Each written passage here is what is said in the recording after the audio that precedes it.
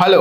இன்னைக்கு ரொம்ப நாள் கழிச்சு நான் வீடியோ செய்றத பார்க்குறப்ப, இவன் திரும்பி வந்துட்டான்டா அப்படின்னு நினைக்க வேணாம். யாரும் நினைக்கவும் மாட்டீங்க. ஏன்னா அந்த வீடியோ எவனும் பார்க்குறது கொஞ்சம் குறைவு தான் நம்ம வீடியோஸ். அது வாய்ப்பு தான். ஓகே. யாரு இவங்க 2 பேரும்? இவங்க 2 பேரும் ஏன் அப்படி உட்கார்ந்துருக்காங்க அப்படின்னு நீங்க நினைக்கிறது எனக்கு தெரியுது. ஸோ அதாவது என்னன்னாக்கா, இன்னைக்கு என்னோட சேனல ஒரு புதுவிதமான டாபிக் எடுத்துட்டு வரலாம். அதாவது சும்மா அப்படின்னு பார்க்குறவனுக்கே உங்களை நான் இன்ட்ரோடியூஸ் பண்ணிக்கிறேனே. என்னைய இவரு தான் நம்ம டாக்டர் பிரசாத் அப்படின்னு இல்ல, ஓட்டமன் சார் மாரி இவர் சும்மா ரோட்ல போய்கிட்டு இருந்தேன், பிடிச்சிருந்துட்டு வந்து வீடியோ செய்யலாம்னு கூட்டு வந்து உட்கார வச்சுட்டேன். இல்ல ஆக்சுவலி என்ன ஃபன்னி பாய். அவனை சொல்லி நிறுத்துங்களேன்டா. அவன் நிறுத்துற அந்த லூசு வந்துட்டே இருக்கான் போடுறா. வர நிறுத்துற அவனை. கடையில உட்காந்து பேசி நிறைய விஷயம் நாங்க ஷேர் பண்ணியிருக்கோம். ஓகேவா? நிறைய ஷேர் பண்ணி பேசும்போது இவர்கிட்ட ஒரு விஷயம் நான் யூனிக்கா பார்த்தேன். அந்த விஷயம் நானே யூனிக்கா தான் இருக்கேன். Okay continue. ஏதாவது பேசுறீங்களா? நம்ம இவர்கிட்ட நிறைய விஷயம் நான் தெரிஞ்சுக்கிட்டது நிறைய இருந்துச்சு. உண்மையாலுமே பார்க்க போறோம். உண்மையாலுமே ப்ரோ உங்கள்கிட்ட பேசுறப்ப ஸோ இந்த விஷயம் ஏன் என்னோட யூடியூப் சேனல் பார்க்குறவங்க தெரிஞ்சுக்கணும் அப்படின்ற ஒரு ஆர்வத்துல இன்னைக்கு நம்ம இன்னைக்கு வீடியோ பண்றோம். ஓஹோ பண்ணலாமே. சொல்ற மாதிரி இவர் டாக்டர் பிரசாந்த் தான். அவர் ஓட்டமன் ஸ்டார் மாதிரி இவர் கொயக்கா ஸ்டார். நான் ப்ரோ நல்லா இருக்கிற நம்ம வாழ்க்கையில ஏன் குளி தோன்றீங்க? சும்மா சொன்ன டாக்டர்லாம் கிடையாது. நாங்க 2 பேருமே ஒரு காமன் மேன் தான். ஸோ இந்த வீடியோ ஒரு காமன் மேனோட டாக்கா தான் இருக்க போது. ரொம்பவே பேசாம இந்த வீடியோ நம்ம ஸ்ட்ரெயிட்டா போவோம். ஏன்னா ஸ்கிப் பண்ணுவோம் கண்டிப்பா அதை பார்த்துட்டு. ரைட். ஓகே. இன்னைக்கு இந்த வீடியோவை சாதாரணமா பார்க்காம லைக் பண்ணுங்க, ஷேர் பண்ணுங்க, சப்ஸ்கிரைப் பண்ணுங்க. பெல்ல தட்டிருங்க. பெல்ல தட்டிட்டு சப்ஸ்கிரைப் பண்ணிருங்க என் வயிற்று பொழப்புக்காக. இன்னைக்கு என்ன டாபிக் பேச போறோம்னாக்கா, பில்லி சூனியத்தை பத்தி பேசலாம் அப்படின்னு முதல் டாபிக் பில்லி சூனியம் ஜோக்கா இருக்குல்ல, அந்த டாபிக் பத்தி பேசலான்னு நான் பிளான் பண்ணியிருக்கேன். பேசுமா ப்ரோ பில்லி சூனியத்தை பத்தி? Okay bro. ஓகே. பில்லி சூனியம் ஓகே உங்க பார்வையில என்ன? பள்ளி அடிக்கிற என் மூஞ்ச கூட்டிட்டு பில்லி சூனியம் பேச இதெல்லாம் நியாயமா இருக்கா ப்ரோ? ஓகே ஜெஸ் போனே ரொம்ப சீரியஸா போனா இதெல்லாம் பாக்குறதுக்கு போர் அடிச்சு போயிடும். அடுத்த வீடியோ நீங்களே ஸ்கிப் பண்ணிட்டு போயிருங்க, வேஸ்ட் ஆயிரும். அதுக்கு தான். ஸோ பில்லி சூனியம் அப்படின்றத பொறுத்த வரைக்கும், எனக்கு என்னோட அனுபவத்தை பொறுத்த வரைக்கும் உருட்டி விடுறது. ஆமாம், எலுமிச்சக்காய் உருட்டி விடுறது, பூசணிக்காய் வெட்டி விடுறது, அதுக்கப்புறம் ஒரு பூசணி வெட்டுவாங்களோ? ஆமாம் வெட்டி போடுவாங்க ப்ரோ, வெட்டி தான் போடுவாங்க. ஒரு படத்தில் கானா ரமேஷ் படத்தில் புல்டோசர் வச்சு அள்ளுவாங்களா, அந்த மாதிரி தான். ஐயோ இந்த எம்சிக்காவை போயிட்டு ரோட்ல போட்டு வச்சிருப்பானுங்க. அதை சீராமா மதிச்சுட்டு நம்ம வீட்டுல பண்ணுவாங்க. ஐயோ மிதிச்சிட்டியா போச்சே அப்படின்னு. நானா இருந்தா என்ன கேட்பேனா, மீச்ச எலுமிச்சக்காவை எடுத்து வந்தீங்களா ஜூஸ் போட்டு குடிச்சிருக்கலாம் அப்படின்னு இருப்பேன். அப்புறம் நம்மள விளக்கமாத்திர அடிச்சிருப்பாங்க. இப்ப பில்லி சூனியம்ன்றது இருக்கா இல்லையா? இல்ல இருக்கிற மாதிரி நடிக்கிறாங்களா?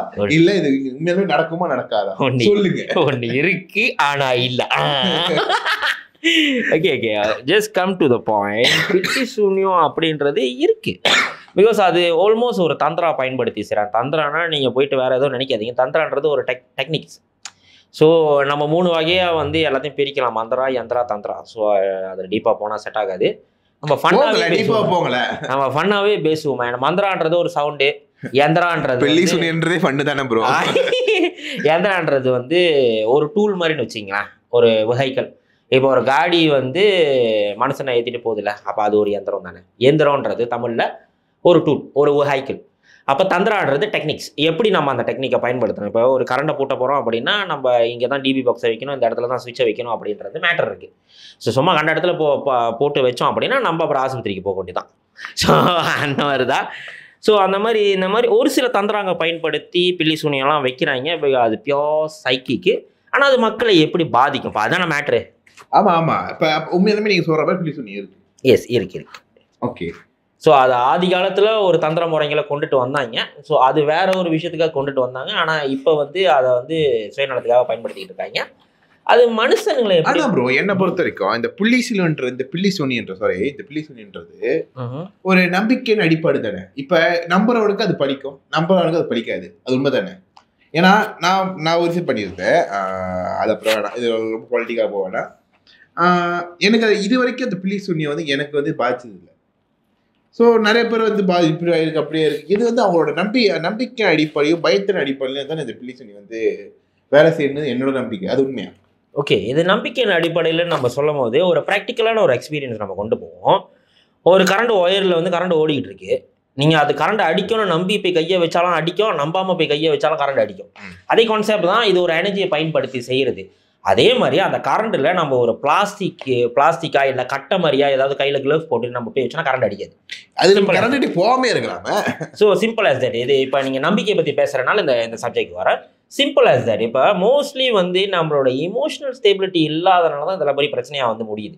இப்போ எமோஷனல் ஸ்டேபிளாக இருந்துச்சு, நம்ம எப்பயுமே அன்பாக இருக்கும், சந்தோஷமாக இருக்கும் அப்படின்னா நம்மளோட ஓரா எல்லாமே கரெக்டாக இருக்கும்.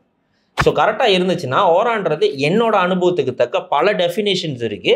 என்னோட அனுபவத்துக்கு தக்க ஓரான்றது ஒரு சிம்பிளாக நீங்கள் ஒழுங்கு நின்றுட்டீங்கன்னா ஒரு கண்ணாடியை போட்டு உங்களுக்கு மறைச்சிட்டாக்க அப்போ தண்ணியை விட்டு அடிச்சாக்க உங்கள் மேலே படாதுல்ல, அந்த கான்செப்ட் தான். ஒரு ப்ரொடெக்ஷன் ஃபீல்ட் மாதிரின்னு வச்சுக்குவோமே.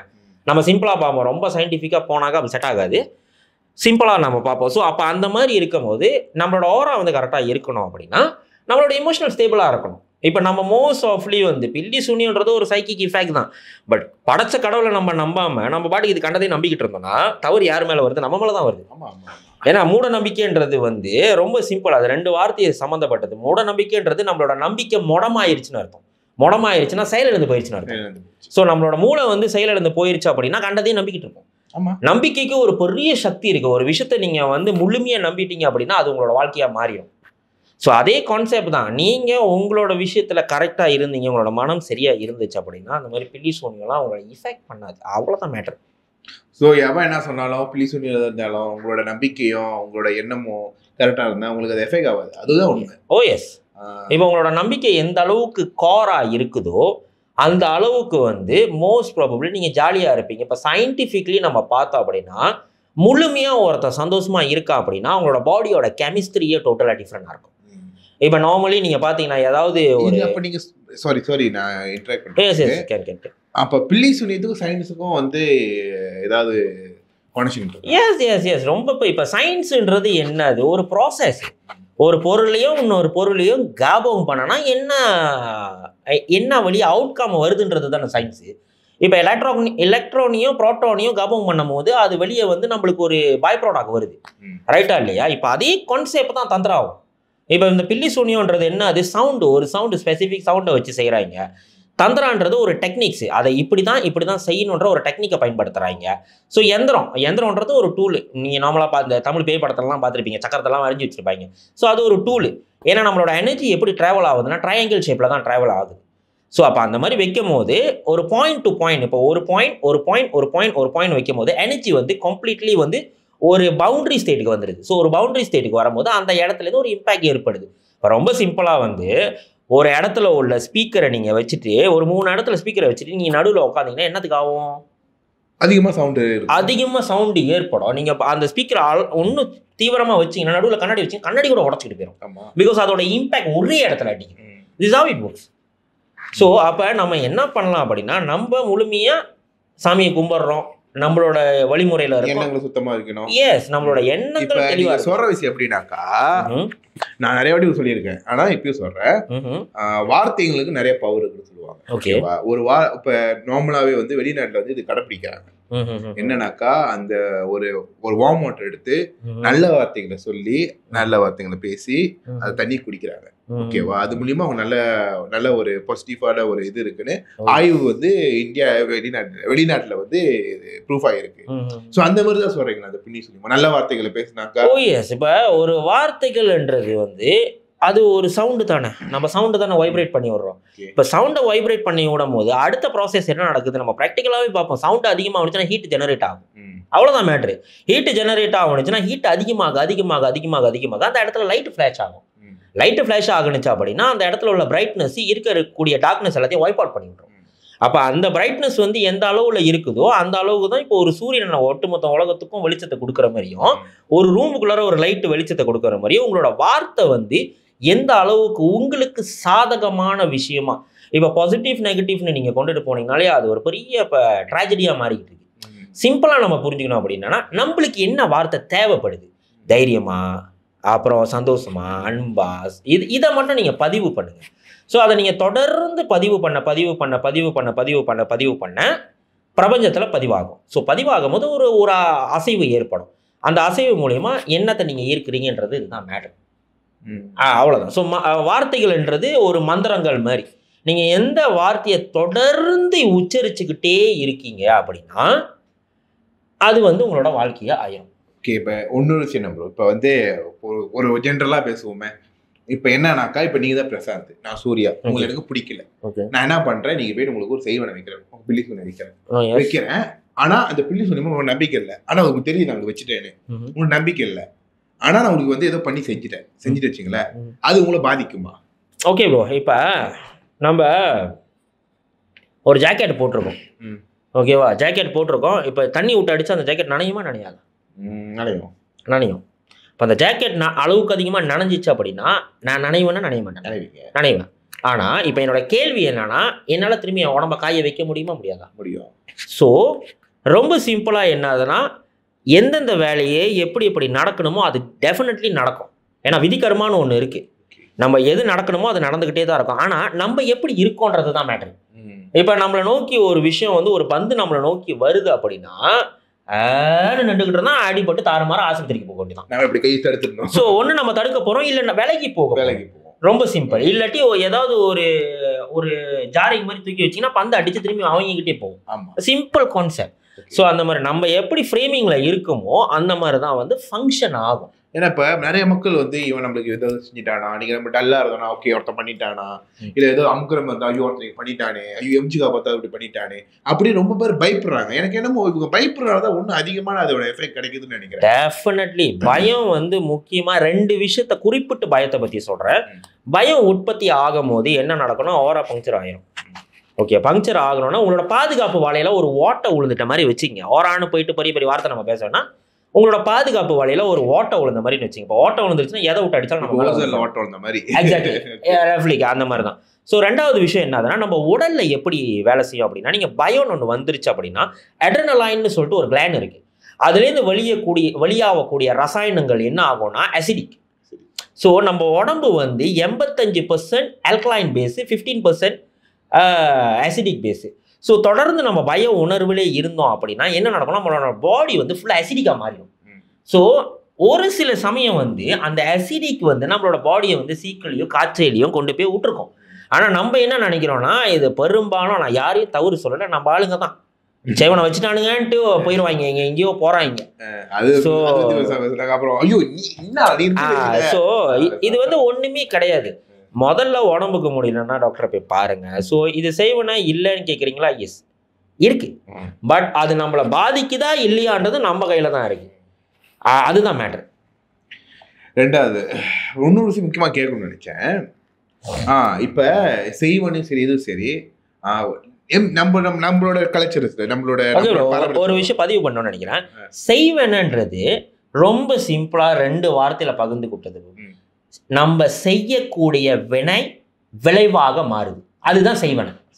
ஓகேவா? நம்மளோட பிரபஞ்சமே எதை நோக்கி ஓடிக்கிட்டு இருக்கா அப்படின்னா லா ஆஃப் கர்மா. கர்ம சக்கரத்தோட நியதியில தான் எல்லாமே ஓடிக்கிட்டு இருக்கு. கர்ம சக்கரத்தோட நியதி என்னன்னு கேட்டீங்கன்னா, ஒரு ஆக்ஷனுக்கு ஈக்குவல் ரியாக்ஷன் இருக்கு. Cause and effect. ஒரு காரணம் இருந்துச்சுன்னா விளைவு இருக்கு. சிம்பிளஸ். நல்லதை போட்டா நல்லது கிடைக்கும், கெட்டதை போட்டா கெட்டது வரும். ஓகே ப்ரோ, இப்ப ஒண்ணுக்கு முக்கியமா இந்த விஷயத்துல நம்ம பேசணும்னு நினைக்கிறேன். ஓகேவா? எது நம்மளுக்கு எதை எஃபெக்ட் ஆனாலும் சரி, எதை டவுன் ஆனாலும் சரி, நம்மளோட கலாச்சாரத்துல வச்சுங்களேன், அப்பலேருந்து இப்போ வரைக்கும் எம்ஜிகாவை வந்து புளிஞ்சி தண்ணியில கலந்தோ இல்லை நம்ம புதுக்கடி வேணா அதை மிதிச்சோ, நம்ம நிறைய பேர் இந்த செய்வனிக்கும் சரி எதுனாலும் எம்ஜிகாவை பயப்பாங்க. எம்ஜிகா தானே, லெமன் எம்ஜிகாவை பயப்பாங்க. ஸோ அது பண்ணிட்டோம்னாக்கா நமக்கு ஒரு ஃப்ரெஷ்ஷாக உணர்றோம். வீட்டில் வச்சு அது வந்து அழுகி போச்சுன்னா அது வந்து அந்த சைவனை கண்ணறை விழுத்துருச்சு. அப்போ இந்த ஒரு ஸ்பிரிச்சுவல் இருக்கும் எம்ஜிகாவுக்கு ஏதோ கனெக்ஷன் இருக்கா? எம்ஜிகா கம்பெனிக்காரன் நல்லா சம்பாதிப்பான் ப்ரோ, அதான் மேட்ரு ப்ரோ. ஸோ நம்ம ஃபன்னு பண்ணுவோம், அதே சமயம் நம்ம விஷயத்துக்கு வருவோம். ரொம்ப சிம்பிளாக ப்ரோ, இப்போ ஒரு எலுமிச்சைக்காவை நம்ம எல்லாத்தையும் வெட்டி வச்சுட்டோம். நம்ம மனசில் என்ன தோணுது? எலுமிச்சிக்காய் வச்சாச்சு இனிமேல் நல்லது நடக்கும், எலுமிச்சிக்காய் வச்சாச்சு இனிமேல் நல்லது நடக்கும், எலுமிச்சிக்காய் வச்சாச்சு இதே நல்லது நடக்கும். அப்போ எப்படி வேலை செய்யும்? எலுமிச்சிக்காய் வச்சாச்சு இதே நல்லது நடக்கும். ஒரு அசைவு வந்து எது நடக்கும்? நல்லது நடக்கும். அப்போ ஈர்ப்பு சக்தி எதுக்கு? நல்லது நடக்கும். அப்போ உங்கள் வாழ்க்கையில் நல்லது நடக்குமா கெட்டது நடக்கும்? அப்போ உங்களோட மன மாற்றத்தினால அது நடக்குதா இல்லை எலுமிச்சிக்காய்னால அது நடக்குதா? மனமாற்றம். எக்ஸாக்ட்லி. எலுமிச்சிக்காய்ன்றது ஜஸ்ட் உங்களோட நம்பிக்கையை உருவாக்குறதுக்கு தான். அடுத்த கட்டம் எலுமிச்சிக்காய் டயர் கீழே வைக்கிறதுலாம் ப்ளீஸ் டிஸ்கிளைமர் போட்டுறேன். யார் அதெல்லாம் செய்கிறீங்களோ தொடர்ந்து செய்யுங்க. உங்களோட நம்பிக்கைக்கு நான் குறுக்க வரல. அந்த காலத்துல ப்ரோ குதிரையை தான் பயன்படுத்தி எல்லாத்துக்கும் கொண்டு போனாங்க. ஸோ அந்த எலுமிச்சைக்கால ஒரு சாராம்சம் என்ன இருக்கு அப்படின்னா, கூமான்லாம் பட்டாக்கா அந்த குதிரை காலிக்கு இஃபெக்ட் ஆகாது, அதனால வச்சு கொண்டு போனாங்க. இப்பயும் அதே செய்யணும்னு அவசியம் இல்லை. ஏன்னா இப்ப நமக்கு ஆமா காடி டயர் வந்து கெத்தால செஞ்சுது. ஸோ அதுக்கு வந்து சம்மந்தம் இல்லை, அதுக்கு இதுக்கு சம்மந்தம் இல்லை. சரி ஓகே, எல்லாம் எனக்கு கொஞ்சம் கிளியர் ஆயிடுச்சு. ஓகே, இதோட அந்த வீடியோ வந்து 15 நிமிஷம் வந்திருக்கு. ஓகே, இதோட நம்ம இந்த உரையை முடிச்சுக்குவோம். Okay, okay bro. ஆக்சுவலி இன்னைக்கு ஒரு நிறைய விஷயங்கள் நான் தெரிஞ்சுக்கிட்டேன். நான் மட்டும் தெரிஞ்சது, இந்த வீடியோ பாக்குறவங்களும் தெரிஞ்சிருப்பாங்க நம்புறேன். ஓகே. எனிவே இந்த மாதிரி வீடியோ உங்களுக்கு வேணும், இந்த மாதிரி நிறைய வேணும் ஏதாவதுனாக்கா நீங்க கமெண்ட்ல வந்து நீங்க என்ன வீடியோ வேணும்னு நீங்க சொல்லுங்க, அதை பத்தி நாங்க பேசுறோம். ரெண்டாவது அப்படின்னு கமெண்ட் பண்ணுங்க. வேண்டும் வேண்டும் அப்படின்னு நாங்க என்ன வேணா பேசுவோம். அடுத்து வந்து நல்ல ஒரு இன்ட்ரெஸ்டிங்கான டாபிக்ல வந்து பேசுறோம். சாரி ப்ரோ, நீங்க ஏதாவது டாபிக் விருப்பப்பட்டீங்கன்னா நாங்க பேசுறோம், நீங்க கமெண்ட்ல பண்ணலாம். அதான் நான் சொன்னேன், வேண்டும் நீங்க வேண்டும் அப்படின்றது. இப்ப நீங்க தலைகிலியா பேசுறதா நான் தலைகிலியா பேசுறதுதானே வாழ்க்கை வழக்கம். ஓகே, இந்த வீடியோ பார்க்கும்போது சும்மா பார்க்காம லைக் பண்ணுங்க, ஷேர் பண்ணுங்க, சப்ஸ்கிரைப் பண்ணுங்க எங்க வயிற்று பொழப்புக்காக. கிளிங் பெல் எழுதி வச்சிங்க. Okay yo you